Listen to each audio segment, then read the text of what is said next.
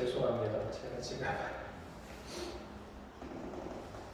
독감이라고 그건 아닌데 감기를 알아가지고 목소리도 그렇고 솔직히 좀 약간 어지럽기도 하네요. 정신이 없습니다. 이해하시고 가다가 제가 약간 옆길로 새드려도 상태가 안 좋구나 이렇게 이해하시기 바랍니다. 이 복음이라는 말에 해당되는 헬라어 유앙겔리움이라는 말이 있는데 이 말의 의미는 좋은 소식입니다. 더 굿뉴스. 여기서 말하는 좋은 소식이라고 하는 건 무엇이냐면 전쟁에서 승리한 소식. 우리한테 현대 생활하는 우리한테 좋은 소식은 뭐죠?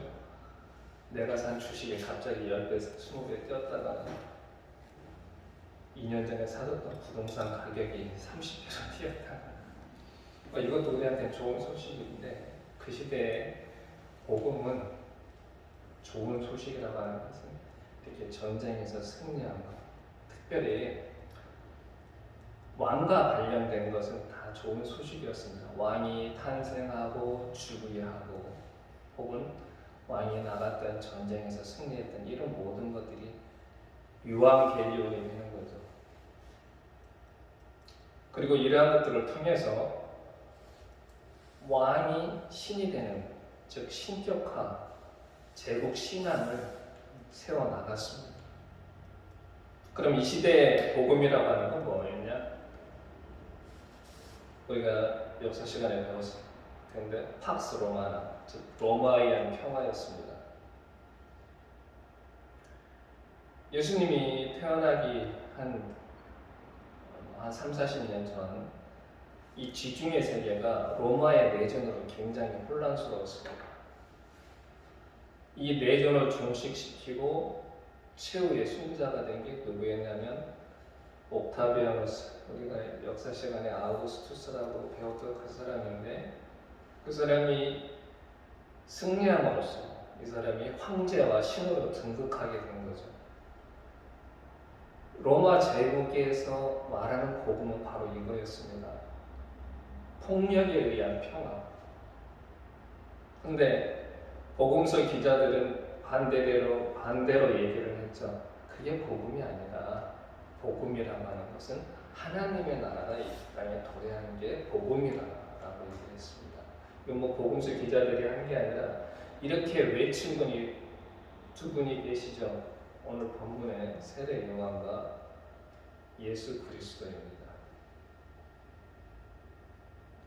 이미 로마라고 하는 제국에서 평화가 유지되고 있습니다. 그와는 또 다른 나라, 하나님의 나라가 도래하는 게 복음이다. 이건 어떻게 보면 제국 신학의 정면으로 도전하는 행위입니다. 이런 위험한 얘기를 세례 요한과 예수님께서 과감히 선포를 한 겁니다. 도대체 이런 용기는 어디서 났을까? 더구나 유대 지역은 로마에서 항상 주시하고 있는 곳이었는데 그 유대에서 과감히 하나님의 나라가 도래했다고 선포할 수 있었던 그런 용기, 그 용기는 도대체 어디서 생겼으며 그 근원은 무엇일까?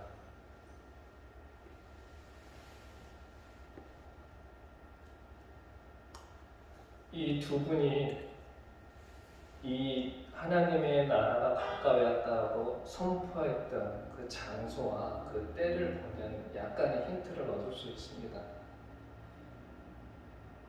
세례요한이 하나님의 나라가 가까이 왔다라고 선포했던 곳은 광야였습니다. 그리고 예수님께서 하나님의 나라가 가까이 왔다고 선포한 것은 광야에서 40일 동안 금식 생활을 한 이후였습니다. 그 전까지는 그냥 예수님은 평범한 목수였어요. 그럼 도대체 광야에서 어떤 체험을 했길래, 도대체 광야란 어떤 곳이길래 이 두 사람이 이렇게 과감한 선포를 할 수 있었을까?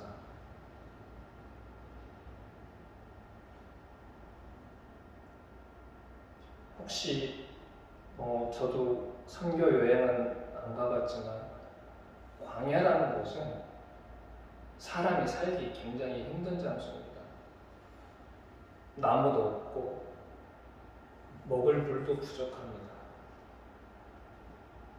제가 신대원 시절에 한 4박 5일 짧은 시간이지만 몽골에 갔다 온 경험이 있어요. 혹시 몽골 갔다 오셨는지 모르겠는데 저희 같이 공부하시던 전도사님 중에 한 분, 여자분인데 이분이 한 오랜 시간 몽골에 거서 선교사로 생활하셨거든요. 그분의 안내를 받아서 그분이 선교했던 지역에 한번 가봤습니다. 울란바토르에서 밤새 기차를 타고 아침에 일어나서 좀 햇빛이 따뜻해졌을 때 밖에 나가서 이렇게 봤는데 그냥 약간의 자라는 풀하고 돌멩이와 아무것도 없어요. 내리쬐는 태양을 피할 나무조차도 없습니다. 밤에는 참 아름답죠. 몽골의 밤하늘에 별이 막 쏟아질 듯이 있는데 정말 밝은 대낮에 거기를 보면 여기서 사람이 살 수 있을까 이렇게 할 정도로 굉장히 삭막한 곳이었습니다. 아마 예수께서 40일 동안 금식하고 머물렀던 광야 그리고 세례 요한이 머물렀던 그 광야도 아마 이와 비슷하지 않았을까 추측을 해봅니다. 근데 이러한 광야 어떤 체험을 통해서 두 사람의 삶이 바뀌었습니다. 도대체 이 광야가 어떤 삶에 어떤 영향을 끼쳤는지 우리가 추측해 볼 수 있는 힌트를 굳이 찾자면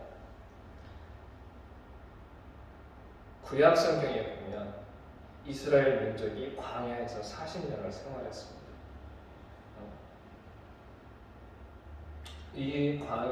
이스라엘 민족의 광야 40년을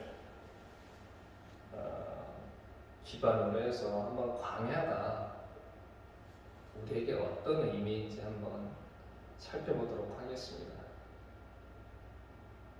광야는 첫째, 거듭남의 장소입니다. 잘 알다시피 이스라엘은 야곱과 12조상이 가나안에서 애굽으로 이주한 이후 430여 년을 이집트에서 살았습니다.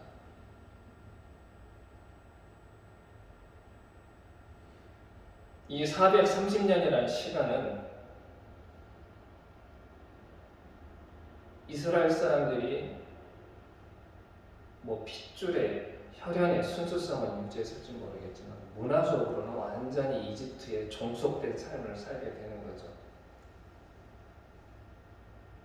그 영향력이라고 하는 것은 아마 우리가 상상하기 힘들 정도로 굉장히 그들의 삶에 깊이 영향을 끼쳤을 거라고 생각합니다.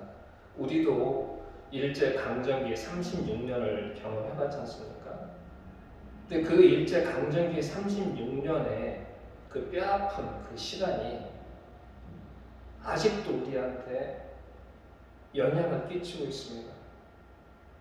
우리의 언어, 또 역사, 우리의 생각, 아주 다방면에 나쁜 영향을 끼치고 있죠. 36년이라는 시간도 그런데 430년이라고 한다면 이건 게임이 비교가 안 되는 거죠. 그냥 그들은 자유인으로 살았던 노예로 살았던 중요하지 않고 그들은 그냥 이집트인으로 살는 겁니다. 만약 이런 상태에서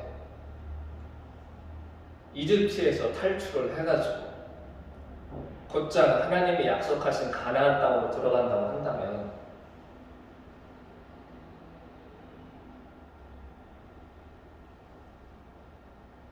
거기서 그대로 가나안 문화에 종속되는 삶을 또 살았을 겁니다.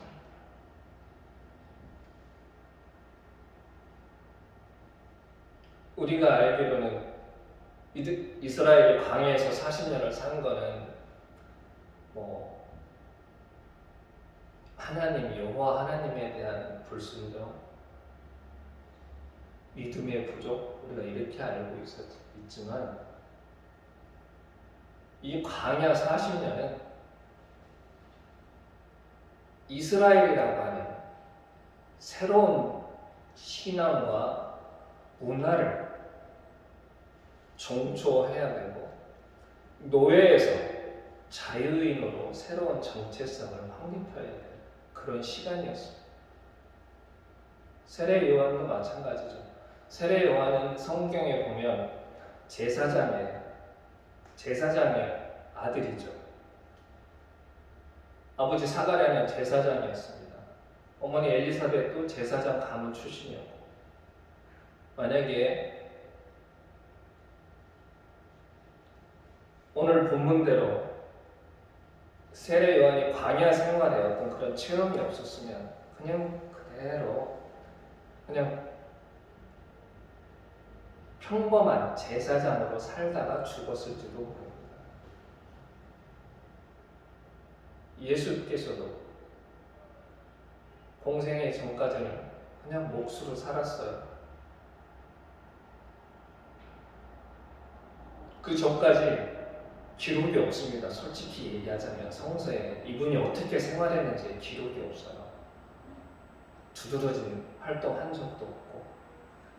근데 광야에서의 40일에 금식하고 광야에서 한 그 체험 생활 이후에 갑자기 세상에 나와서 회개하라, 천국이 가까워지더라 선포하기 시작한 겁니다. 즉 메시아로서 자기의 어떤 사명을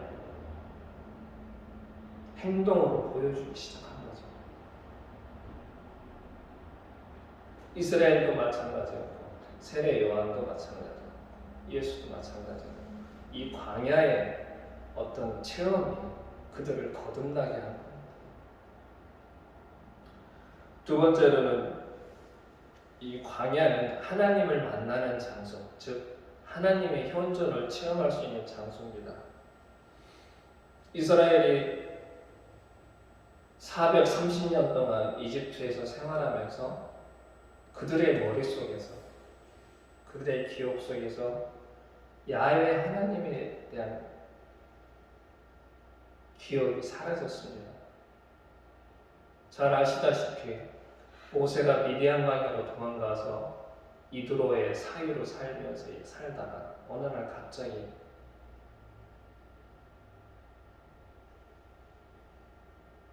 호렙산에서 하나님을 만나게 됩니다. 그때 하나님이 뭐라고 당신을 소개하냐면 나는 너희 조상 아브라함과 이삭과 야곱의 하나님이다. 너 가서 너의 동포 이스라엘을 이집트에서 데리고 나와라 이렇게 얘기했을 때 모세가 질문하죠. 제가 뭐라고 얘기해야 됩니까? 그러면 가서 당신에 대해서 뭐라고 얘기를 해야 되냐고 물어보죠. 그렇죠? 이 얘기는 뭐냐면 이렇게 소개는 했는데도 불구하고 이스라엘 민족 앞에 가서 야 하나님이 니네 나 가자 나오란다 내가 지도자야 이렇게 얘기하면은 아무도 모른다는 거죠. 야훼 하나님에 대해서 이 정도로 430년이나 그 시간을 그들의 머릿속에서 하나님에 대한 기억이 완전히 지워진 겁니다.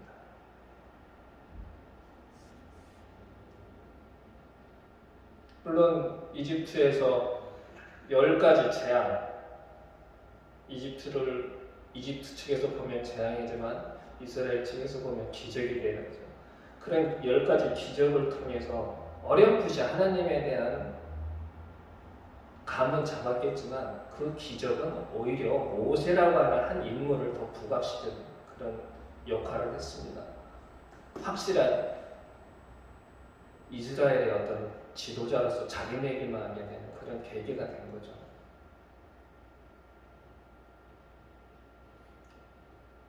내 가정에 삼촌이 한 분 계십니다. 아빠나 엄마를 통해서 그 삼촌에 대해서 계속 얘기를 들어요. 야, 이거 추석 명절에 혹은 설 명절에 야, 이거 삼촌이 보내주신 거야.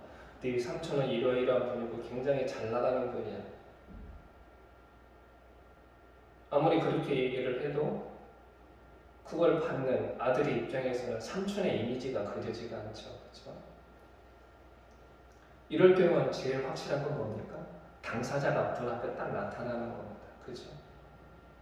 긴가민가 아리송할 때 마찬가지로 이스라엘 민족에게도 하나님의 존재가 하나님이 정말 계신가 아리송한데 그럴 때 가장 확실한 방법은 하나님을 만나는 겁니다. 그게 어디에서 이루어진 거예요? 광야에서 이루어진 겁니다. 대표적인 2가지 사건을 통해서 하나는 그 잘 아는 구름 기둥과 불 기둥. 광야 생활 내내 이 구름 기둥과 불 기둥이 유대 진영을 떠나지 않고 계속 같이 움직였습니다.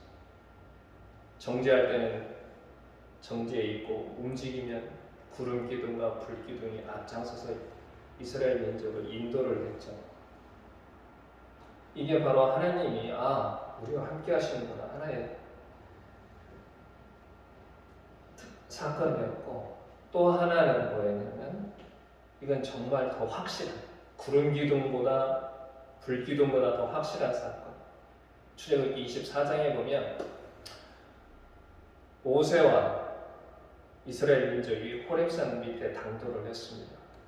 그때 모세와 아론과 그리고 이스라엘에서 명망 있는 사람 70명, 그 70장로와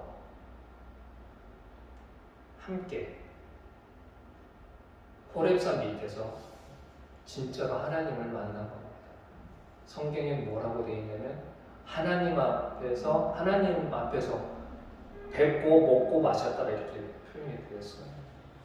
즉 자기들의 눈으로 그동안에는 모세하고 하나님하고 1대1로만 만나고 그 모세를 통해서 하나님의 말을 전달을 받았는데 이번에는 이스라엘 장로 70명이 자기 눈으로 직접 하나님을 보게 되고 그 앞에서 먹고 마시게 되는 거예요.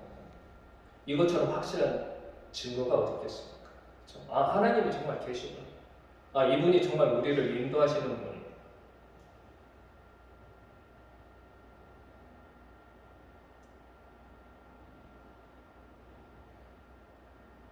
그동안 머릿속에서 애매하게 자리 잡고 있던 하나님을 직접 자기들의 눈으로 확인을 하게 된 겁니다.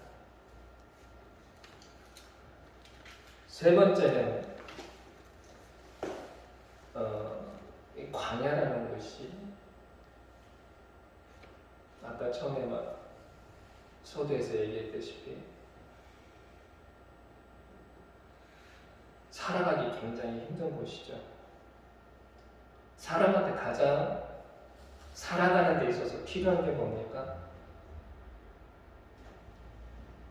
2가지인데 하나는 자기 삶의 안전이 보장이 돼야 되고 식량이 보장이 돼야 됩니다.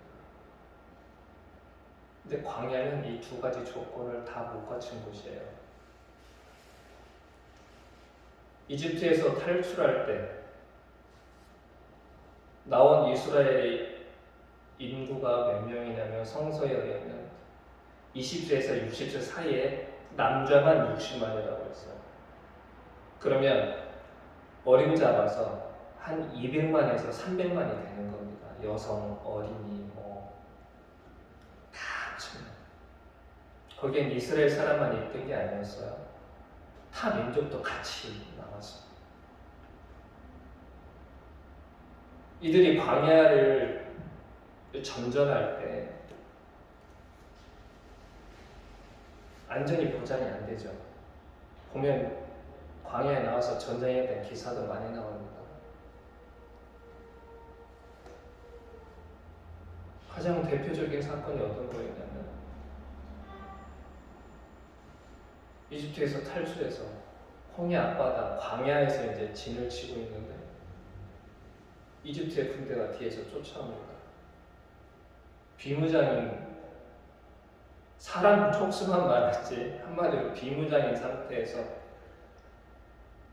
이 당대 근동지방의 최강의 군대라고 하는 이집트 군대를 맞서서 싸울 수는 없죠.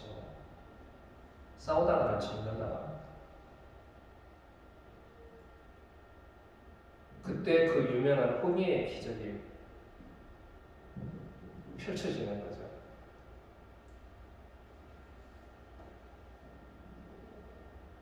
이스라엘 민족이 그 갈라진 홍해를 건너고 그 뒤에 쫓아왔던 바로에 있는 애국 군대가 어떻게 됩니까? 홍해 바다에 수장이 되죠. 그건 전혀 이스라엘이 무기 들고 싸워서 이긴 승리는 아니었어요. 그렇죠? 하나님의 도우심이었지.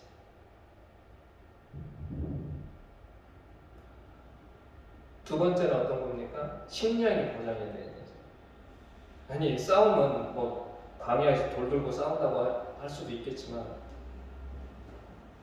식량은 그렇게 간단한 문제가 아닙니다. 이집트에서 탈출할 때 뭐 여러 동물도 끌고 나왔겠죠. 근데 과연 그게 며칠이나 가겠습니까? 300만, 최소 200만에서 300만이 먹어야 해요. 근데 어떤 일이 벌어졌습니까? 40년 동안 만나가 끊임없이 내렸어요. 약속의 땅에 들어가기 전까지. 고기가 부족하다니까 또 뭐가 내렸어요? 메추라기가 내렸어요.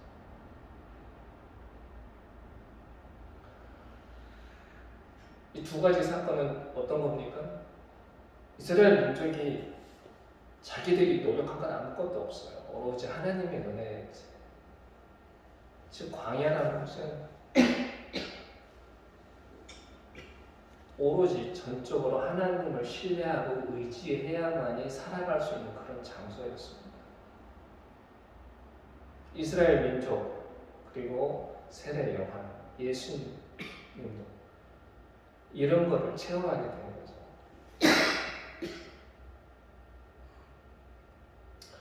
광야라는 것이 사람들의 눈에 비추게 생전에 적합하지 않은 죽음의 장소일 수는 있지만 신앙을 가지고 있는 저희에게는 오히려 우리 신앙을 되돌아보고 하나님과의 관계를 회복하고 새롭게 거듭날 수 있는 그러한 계기를 만들어주는 바로 그런 곳입니다. 우리가 살면서 우리 앞에 광야가 어느 모양으로 닥칠지 모릅니다.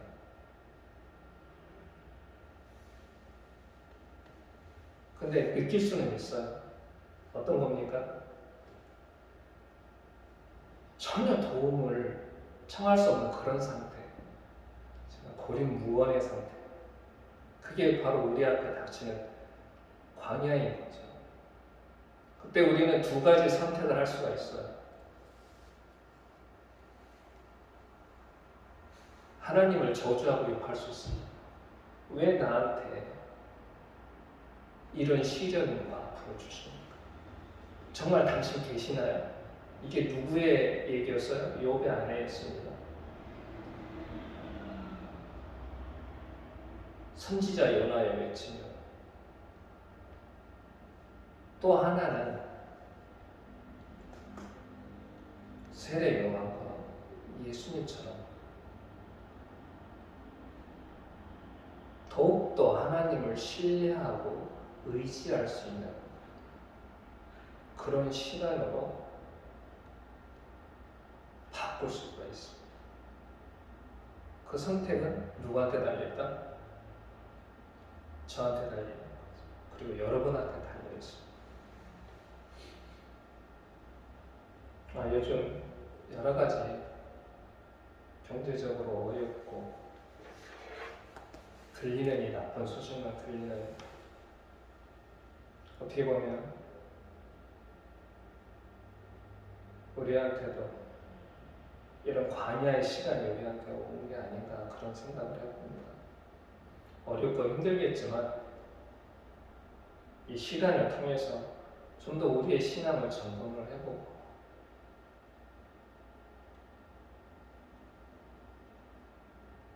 하나님의 자녀로서 우리가 어떻게 삶을 살아가야 될 것인가 한번 다시 돌아보는 그런 시간이 되었으면 좋겠습니다. 기도하겠습니다. 하나님 감사합니다. 오늘도 부족한 저를 통해서 당신의 말씀을 전할 수 있는 시간을 허락하시니 감사합니다. 요즘 어렵고 힘들고 우리의 힘으로 감당할 수 없는 사건, 사고들이 많이 일어나고 있습니다. 비록 어렵고 힘든 시간이지만 우리 주님께서 저희들을 함께 하시고 불기둥과 구름기둥으로 이스라엘 민족을 이끄셨던 것처럼 저희들의 삶도 주님이 바라시고 원하시는 길로 인도해 주시기를 간절히 원하며 예수님의 이름으로 기도드립니다. 아멘.